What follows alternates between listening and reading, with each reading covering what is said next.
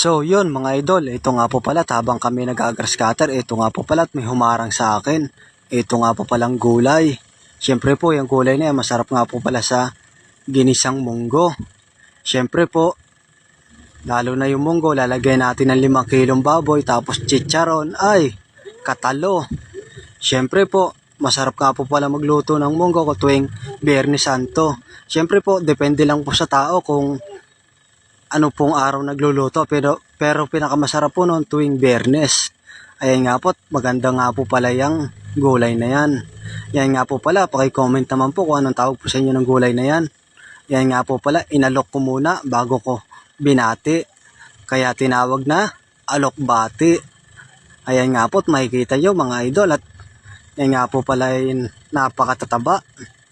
Yan nga po pala, dyan lang po sa tabi-tabi yan sa pinag-grass cutteran. Ayan po, makikita nyo, talagang napakaganda niya.